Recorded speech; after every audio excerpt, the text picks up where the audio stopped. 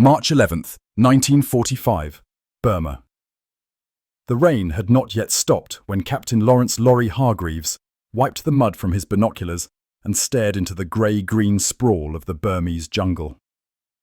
Dawn was breaking slowly, dragging a thin ribbon of pale light across the ridgelines east of Meiktila, where the air smelled of wet bamboo, cordite, and the rot of too many forgotten battlefields. The night's downpour had left everything soaked, from the frayed canvas of British field tents to the ragged uniforms of the Gurkha scouts preparing for another day of brutal clearing operations. For weeks, the British 17th Indian Division had been battling pockets of Japanese resistance that refused to collapse, even as the tide of the war swept decisively against them. The Japanese retreated, but never surrendered. They fought until the last man, and the fear that gripped Allied prisoners in their hands had become something close to legend. But on that morning, Laurie saw something that made his jaw clench. A weather-beaten map, handed to him by a trembling Burmese civilian, brought to their lines at dawn. On it, crude charcoal marks outlined a Japanese labor camp deep in the marshlands along the Sitang Bend, a place so isolated even local villagers avoided it. According to the man, the camp held dozens of Allied survivors, British, Indian, Burmese, even Dutch. Starving, sick, being moved soon, or killed. No one knew.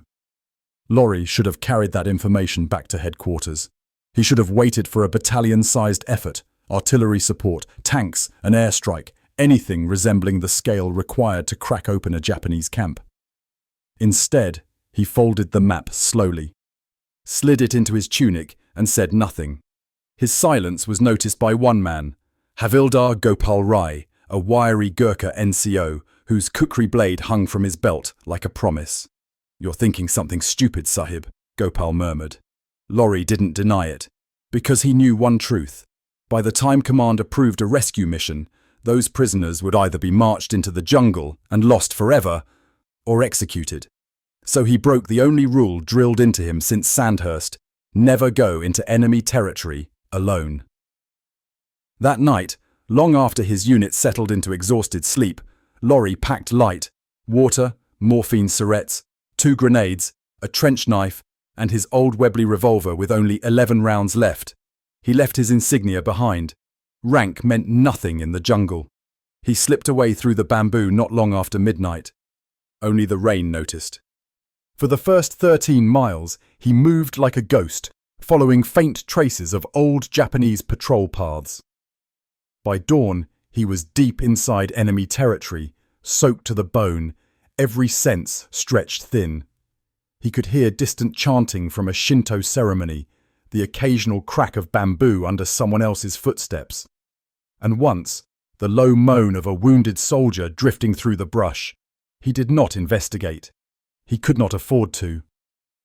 When he finally reached a rise overlooking the camp, the sight punched the breath out of him. Rows of sagging wooden huts stood behind high bamboo fences wrapped in rusted barbed wire. The guard towers were crude but manned, and inside he counted bodies, moving bodies, hobbling bodies, too thin, too broken to be called men anymore. He waited until dusk before going closer. He smeared mud across his face, tucked his revolver into a concealed pocket, and walked straight toward the camp with the slow stride of a Japanese auxiliary worker. The sentries barely looked at him. The perpetual rain, the dim light, and the chaos of retreat made mistakes common. Laurie bowed his head as he passed, mimicking the stiff gestures he'd seen on captured Japanese soldiers. Inside the camp, the smell hit him like a hammer. Rot, sweat, blood, starvation. Rows of prisoners lay motionless. Those who noticed him stared with hollow disbelief. A British officer, alone, walking calmly through a Japanese camp. Impossible. Laurie knelt beside the first man, a Dutch engineer with a shattered ankle and fever-bright eyes, and whispered, "Quiet. I'm getting you out. All of you." The man began to cry silently. Laurie worked quickly, slipping morphine to those writhing in pain, passing whispered instructions. Within an hour, When the lamps dim for night rotation, move. Move quietly. Move toward the outer bamboo fence he had already marked with a torn strip of his undershirt. He would be waiting. But before he could finish, he froze. Footsteps. A guard. Lorry stood up, bowed low as the Japanese private passed, carrying a lantern. The guard barely glanced at him, until the lantern flame flickered, illuminating the revolver grip sticking out from Lorry's mud-streaked pocket. The guard inhaled sharply. Lorry moved first. A swift slice of his trench knife. A hand clamped over the soldier's mouth. A silent collapse into the mud. Lorry dragged the body behind a hut, heart thundering. He could not afford another mistake. Not now. But the prisoners had seen what happened, and for the first time in months, some in years, the spark of survival lit their eyes. Lorry signaled them. Tonight, follow me. He did not know if the plan would work. He only knew they would die if he did nothing. Night fell like a wet curtain, the camp sinking into a murky haze of jungle sounds and distant thunder. Lorry crouched beside the marked section of bamboo fence, weakened earlier with the tip of his knife, and listened to the guards shouting at each other across the yard. Rain drummed softly on corrugated tin roofs. Lamps flickered in the wind. The perimeter patrol shifted to its lazy night rotation. It had to be now. The first prisoner to crawl toward him was little more than a skeleton wrapped in rags. A British radio operator. Then an Indian sepoy with a shattered wrist bound in cloth, then a Burmese civilian whose chains dragged through the mud like metallic rain. One by one they appeared, terrified and trembling. Lorry used both hands to pry open the weakened bamboo, creating a narrow slit. "Go," he whispered. The first man slipped through, collapsing into the ferns. Then another. Then 10. Soon he had 20 men crawling past him, their breaths ragged, their bodies shaking with equal parts hunger and hope.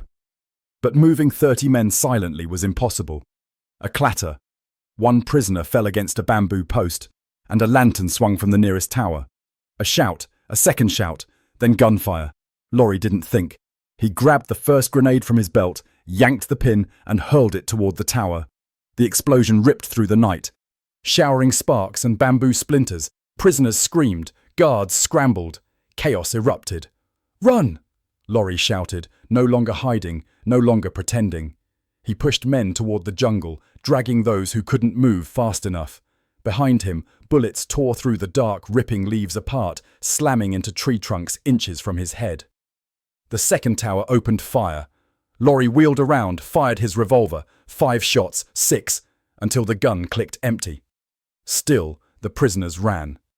Through the mud, through the ferns, through the tangled roots of the forest floor. Lorry stayed at the rear, firing his final rounds to buy seconds that meant lives. By the time they reached the cover of the deeper jungle, he counted 40 survivors. 40. But they were still far from safe.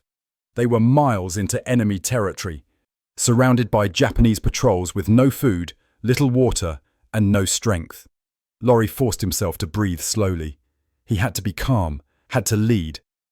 They moved in staggered lines, pausing only when fever overcame the weakest.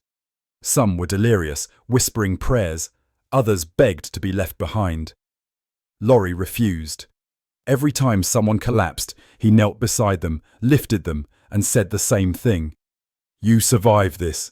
Not another man dies today." But morning brought new terror. Near a narrow ravine, they heard it, the rhythmic crunch of boots, a Japanese patrol, maybe 20 men, heading straight toward them. Lorry motioned for silence. He slid behind a fallen teak tree, gripping the last weapon he had. His kukri, gifted years ago by a Gurkha friend now long dead. The patrol stopped only 10 yards away. For a moment, Lorry feared the prisoners' laboured breathing would give them away. A feverish Dutchman began to tremble uncontrollably. Lorry crawled to him, put a hand over his mouth, and whispered, "Breathe with me." The Dutchman did, and the patrol moved on. Lorry waited 20 minutes before rising. When he did, he saw something he had not expected. Dozens more prisoners crawling through the underbrush toward him. Survivors he had not reached inside the camp. Survivors who had followed the gunfire and slipped out in the confusion. Survivors who now stumbled, shaking, collapsing at his feet. 30 more. Now he had 70. 70 broken, starving, hopeless men who believed in him. He looked at them, jaw clenched, throat tight. "All right," he whispered. "We finish this." For the next 2 days, the jungle became both refuge and enemy. Laurie led the survivors along narrow game trails known only to locals, using tricks learned from Burmese trackers, rubbing mud on exposed skin to mask scent, traveling through streams to erase footprints, breaking branches in misleading directions. He rationed the last of his water to those burning with fever. He lifted men who couldn't walk. He forced marching even when darkness pressed down like a weight.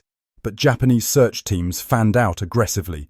Gunfire echoed in the distance every few hours. At night, flares arced into the sky, painting the canopy in bursts of harsh white light. Every time a flare went up, Laurie herded the survivors under thick bushes and lay with them, listening to his own heartbeat pounding like artillery. Some prisoners collapsed. One man died silently during the second night, too weak to continue. Laurie closed the man's eyes and said nothing, because if he spoke, he feared he would break. On the morning of the third day, they reached the river, a wide, fast-moving stretch of brown water splitting the forest. Beyond it, Laurie knew, was territory patrolled by the British 19th Infantry Division. Safety, food, medicine, life. But the river was high, swollen by monsoon rains, impossible to cross. And then they heard it. Voices, Japanese voices, coming fast. Laurie spun around. They were trapped. Jungle at their backs, river ahead. Exhausted survivors crawled behind trees, sobbing, trembling. Laurie stepped forward, kukri in hand, ready to make a final stand. Then a sound cracked through the air. Not a Japanese shout, not a rifle, but the sharp snap of a Mills hand grenade pin. Laurie froze. From the opposite riverbank, figures emerged. Khaki uniforms, slouch hats, rifles at the ready. British troops. A patrol from the 19th Division had spotted the movement and prepared for a fight. "Captain Hargreaves!" one of the sergeants shouted across the water in disbelief. "Is that you?" Laurie almost laughed, almost cried. Instead, he shouted, "I have survivors! 72 survivors!" Cheers erupted from the British side. Ropes were thrown across the water. Makeshift rafts were pushed out. One by one, the survivors crossed the river, clinging to ropes, hauled by soldiers, carried on shoulders. Some wept. Some fainted. Some kissed the muddy ground on the far bank. Laurie crossed last. When he reached the other side, soaked, shaking, half-conscious, a medic grabbed his arm and stared at him as though he were a ghost. 72, the medic whispered. "Captain, how did you bring them out alone?" Laurie looked back at the jungle. Dark, endless, silent now. "I didn't," he said quietly. "They walked themselves out. I just refused to leave them behind." He collapsed into the mud as his men caught him. Hours later, when the survivors were fed, clothed and treated, word spread through the division of what Captain Lawrence Hargreaves had done, a single British officer walking into a Japanese-controlled camp alone, and walking out with 72 lives. Some called it madness. Some called it miracle. But to the 72 starving prisoners who lived because of him, it was simply this: one man who refused to accept that they were already dead.